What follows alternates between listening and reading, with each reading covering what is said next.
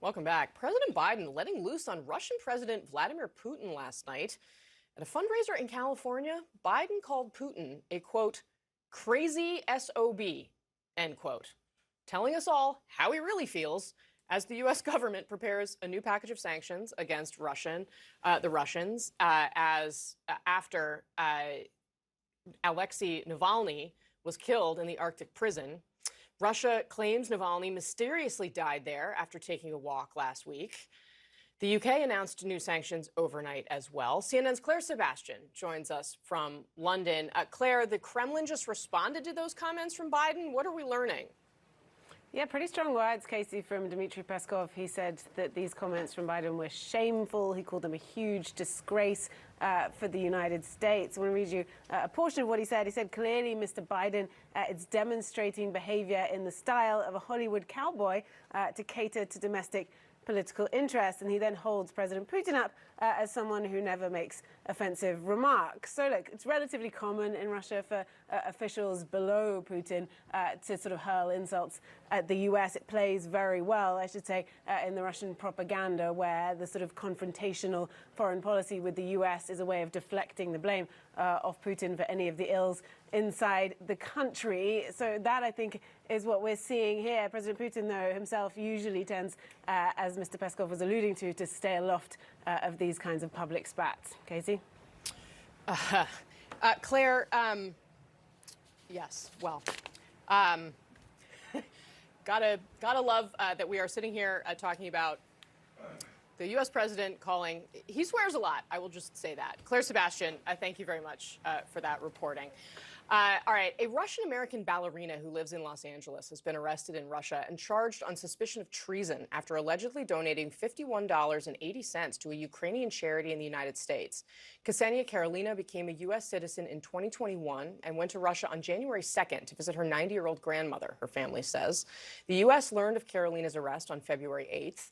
In Russia, treason charges punishable by up to 20 years in prison. Let's bring in CNN's Max Foster to talk more about this. Max, good morning to you. There is a travel warning that the U.S. has put out that basically tells Americans don't go to Russia because something like this may happen. Why do you think we're seeing this happen more frequently? I mean, this case in particular, I mean, we have pictures of her, dancing on the Brooklyn Bridge. Right. I mean, it's a very sort of poignant example of this. And of course, it comes after Evan Gershkovich has been detained. He was detained in the same city that she was detained in. What's Putin doing here? Well, a very powerful interview on CNN yesterday with her boyfriend, wasn't it, where he described how he gave her the ticket as because she was homesick and she wanted to go back to Russia. And this is what's ended up happening. I mean, you talk about Gershkovich, there are many other cases, whatever you think about these charges and whether they're completely out of proportion for what she did, what we are seeing is,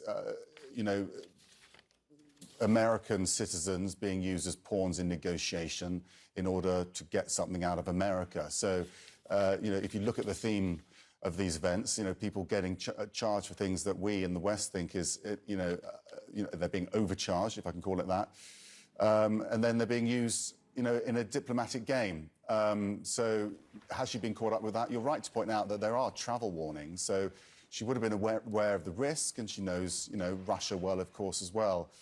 But at the same time, it's seen as very unfair that she could be charged with treason for donating just $50 to a charity, an American charity, arguably. The charity was registered in the US. Right. And again, $50.80 or $51. Approximately. Max, let's talk for a second about this back and forth between the American president, Biden, and Vladimir Putin. Biden letting loose, we often get this from him in private moments, right? This wasn't on camera. It was at a private fundraiser in California. There have also been instances where it's sort of gotten out that the president has used this kind of language. It's more often in the context of American politics than directed necessarily toward foreign leaders, but I think we've got a sense of how, he really feels, in the Kremlin, of course, calling it boorish language and saying that he is in the style of a Hollywood cowboy. When you sort of think about the optics of the back and forth here, what do you see in sort of the spikiness between these two men? Well, the optics, I mean, they are opaque. I mean, it's become so chaotic. You know, you've got the Kremlin criticizing the White House. The other day, we saw President Putin backing Biden in the American presidential race. You've got a situation where Donald Trump is comparing himself to Navalny, but at the same time, not criticizing President Putin for what happened to Navalny, one of the few, you know, global figures that hasn't done that. I mean, it's our job, isn't it, to try to navigate through all of this language, but it's very hard to make sense of any of it. I mean, does it give President Biden a bit of an edge with American voters? You tell me. I mean, it does show him to be authentic, I guess, a bit of character coming out when people are concerned about, you know, the resilience he has going into the next election. People very, very concerned indeed. I mean, Vladimir Putin is not popular among Americans broadly, so I don't think that poses itself as an issue. Obviously, we have kind of a slice of the Republican primary electorate that's in a very different spot, hence the Ukraine aid being held up. Max Foster for us in London. Max, thank you, as always. I really appreciate it.